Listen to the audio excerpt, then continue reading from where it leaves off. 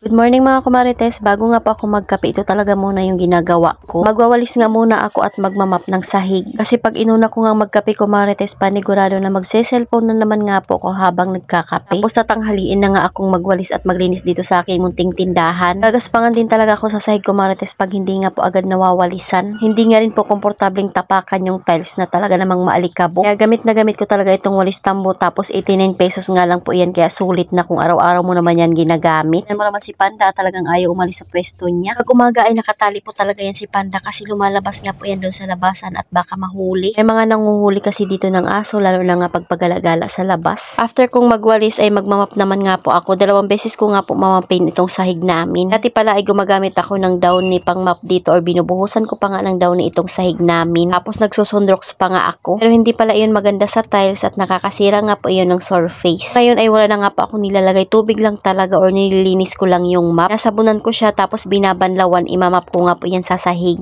Tapos uulit-ulitin ko lang iyon. Lagay ka kasi ng mga chemical sa sahig kumarites, maliban sa madulas na katagalan ay lumalagkit. Kaya mas maganda pa rin talaga na tubig lang or wala kang ilalagay pag magmamap ka nga. Harap kasing apakan pag hindi nga madulas or hindi malagkit yung tiles. Hindi rin talaga nilalanggam itong aking munting tindahan dahil ito nga po yung madalas kong ginagawa. Pagdating naman sa mga mababait ay nagiiwan nga po ako ng pandikit na trap. Nilalagyan ko nga lang po iyon na minsan ng biscuit or di kaya crinkles or pagkain na tira na hindi naman nga po basa. Ay, hindi na nga po sila kumain ng mga paninda ko. After magmap, ayan, at kunting ayos ng mga gamit. Pagkatapos nyan kumarites ay magi-spray nga po ako ng alcohol. Ko ilatag itong carpet na ipinamalit ko nga po doon sa Christmas na carpet na nakalagay dito. Tagal ko na nga itong ginagamit kumarites, pero tingnan nyo naman at maganda pa rin dahil pag ganito kasi yung mga binibili mo ay matibay talaga. Tapos saktong-sakto lang talaga dito sa aming munting bahay na may tindahan. Hapon pa pala ito ng umaga kumarites, kaya naman September 24 pa lang ako ng bintana para naman nga po ay makasirculate yung hangin dito. Dahil 2 peraso na nga lang po yung gatas na nirefill ko nung nakaraang gabi, kaya ayan, nagrefill nga po ulit ako. Maaga pa nga lang ay may nagpa-print na sa akin, kaya ayan, inayos ko na nga lang muna itong printer at tinakpan ko ulit. Sa inyo ba yung suot ko kumarites? Silk nga po iyan na pantulog at napakamura nga lang din ang bili ko. Kaya lang yung XL pala sa akin ay medyo maluwang yung damit, pero sakto naman nga po yung short. After kong maglinis at magpuna sa lahat ng sulok, ayan, at magiinit naman nga po ako ng tubig. Bago pa lang ako magkape kumarites, ayan na nga muna yung aking mga ginagawa. Lunasan ko na nga muna itong aking initan ng tubig kumarites bago nga pa ako mag-init. Diba nga marami kaming ginawa dito kaya naging maalikabok din talaga siya. Kagandahan nga nitong initan ko kumarites ay hindi nga nagkakaroon ng stain doon sa pinakailalim. Ilang order na nga rin po ako at talaga namang ganun lagi ang nangyayari. Kaya nga ako ng kape dito, pati isang toasted na tinapay para naman nga po sa aking almusal. Sarap naman kasi talaga umupo pag tayo nga po ay nakapaglinis na muna ng bahay. Wala na nga pong stock na Nescafe stick dito sa aking kusina, kaya kumuha na ako doon sa tindahan. Hindi nga po ako nakabili nung nakaraan dahil wala nga po doon sa grocery. Kung nga lang mag-isa dito sa bahay namin kumarites, madami din talaga akong nagagawa. Minsan kasi parang mas masarap kumilos pag tayo lang naiiwan sa bahay.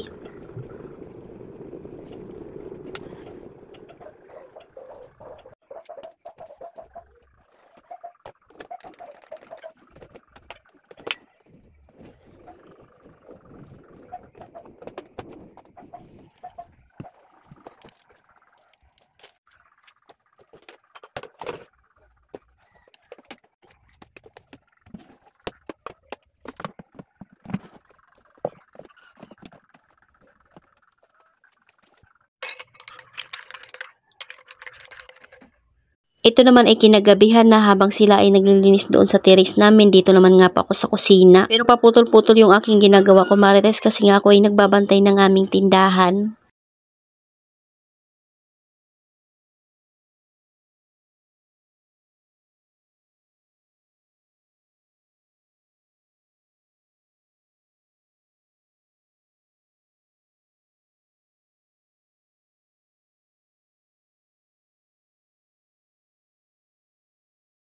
Masarap lang din talaga kumilos pag nagsa-sound trip nga tayo. Hindi nga natin napapansin kung ano na nga po yung natatapos natin or kung ano na nga po yung ating nagagawa. Inis ko na nga po yung aming patuyuan ng plato dahil medyo madumi na nga siya. Diretso na nga rin po ako hugas ng mga hugasin, tapos diretso na nga rin ako saing. Buti na nga lang talaga at hindi na kailangan mamalingkid dahil meron na nga kami pang ulam dyan sa ref. Kaya pag Saturday talaga kumarites, hanggat maaari ay bumibili na nga po ako ng pang-stock dahil pag Monday to Friday ay talaga namang napaka-busy ko. Araw-araw yan kumarites, may ginagawa ako or may binubutingting talaga ako dito sa bahay namin. Sabi ko nga sa inyo, mas mahirap maglinis pag naipunan na ng kalat or gawain. Kaya portion by portion ay naglilinis talaga ako dito. Dahil kahit maliit itong kusina namin ay talagang mabilis kumalat. Mabilis dumumi pag hindi mo nga agapan ng linis. So after ko maghugas ng mga hugasin dyan, ay diretso na nga rin po ako saing. Isa't kalahati na nga rin po yung sasaingin ko.